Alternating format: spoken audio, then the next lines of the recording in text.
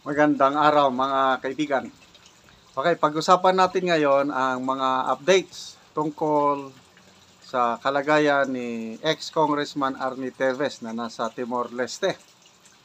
May dalawang separate na pahayag. Una, si Atty. Topacio at pangalawa, yung si Atty. Clavano ng DOJ. Okay, unahin natin yung pahayag ni Atty. Topacio sa isang interview. Nabanggit niya na malaking posibilidad na ma-approve ang request ni ex-Congressman Teves, yung political asylum niya sa Timor-Leste. Okay. Matatandaan, nung una, nag-apply na siya, kailang na-disapprove. But ito, lately, dahil maraming mga abogado na tumutulong sa kanya doon, nag-apply ulit. So, ang basihan ni Atty. Topacio na malaking posibilidad na ma-approve yung panibagong request ng political asylum, klarong-klaro na may political persecution kay ex-Congressman Arnie Teves dito sa Pilipinas. Yon ang pahayag ni Atty. Topacio. Okay, matatanda natin na yung nahuli na, alas mag-iisang buwan na mula nung nahuli si ex-Congressman Teves, pumunta kaagad ang NBI doon, isang team sila, led by the NBI director himself. At according to Atty. Topacio, medyo mayabang ang dating. Pinipilit ng NBI na makuha kaagad si Arnie Teves. Matigas din ang Timor-Leste Police.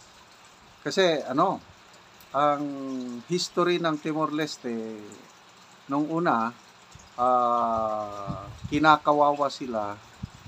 Nung party pa sila sa Indonesia, may history sila na nag-undergo sila ng oppression. Yung binabaliwala, parang second class citizen sila. So ayaw nila yon, yung binubuli. Kaya pagdating ng NBI doon, according to Atty. Topacio, parang ang dating ng bubuli, pumalag ang Timor-Leste Police na to a point na ang mga NBI agents nag-seek ng audience sa Timor-Leste President at nagpapatulong na makuha kaagad nila si Arnie Teves. Tapos after that, ang NBI pa, ang Philippine government ang nag-release sa media yung information na ganun nga, nagpapatulong sa presidente ng pinalagan yun ng Timor-Leste government officials. Ayaw nila yun, na pakikialam daw yun, na hinintay daw sana na ang official release yung tungkol doon manggaling sa opisina ng presidente ng Timor-Leste. Baka daw ma-out of context yung pahayag kasi ang nagpahayag NBI na. So, with that, parang may hinanakit o nagtampo.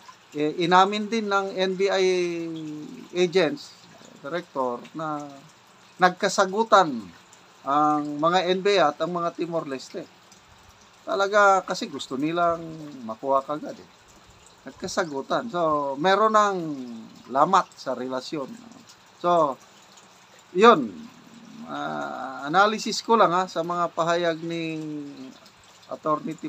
Topacio na baka magiging dahilan yon para mas matagal pa nilang makuha si Arnie Teves. So, nasa korte ngayon nasa korte ang desisyon at yung isa pang move ng kampo ni Arnie Teves is nagpapatulong sila na ang kaso is i-handle na ng United Nations Commission on human rights.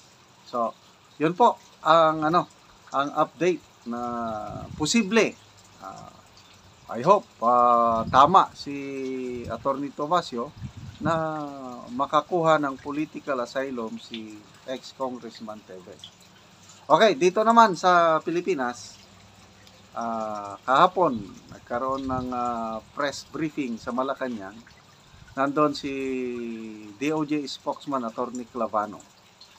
Ang media nagtatanong ng update kailan ma-extradite si ex-Congressman Teves. So, ang sagot ng DOJ, basahin ko nandito sa balita ng GMA, pasensya lang muna, be patient. Yun ang sagot. Kasi ang tagal na, mag-iisang buwan. Wala pa man nila, hindi pa man na-extradite si Ernie Teves. Okay, ito ang sagot ng DOJ spokesman. Well, obviously, there's an international component to the Teves cases. He is now arrested and under the custody of the police in Timor-Leste. However, we are waiting the decision of the courts there as we have submitted already the request for extradition. Request lang yon. So, sabi ni Attorney Clavano, with these things, we just have to stay patient. We are dotting all the I's, crossing all the T's to make sure that we follow the right process. We afford the respondents due process so that there is nothing that can be attributed to the government saying that we did not or we took shortcuts and whatnot. Okay, so ibig sabihin is medyo matagal-tagal pa bago bago ma-extradite. Kasi may international angle yung kaso ni Ernie Teves. Okay, yung malalakaw, yung interview ni Maharlika kay Attorney Vic, nabanggit yan ni Attorney Vic. I am not lawyering, hindi ko inaabugaduhan, hindi ko tinutulungan si ex-Congressman Teves.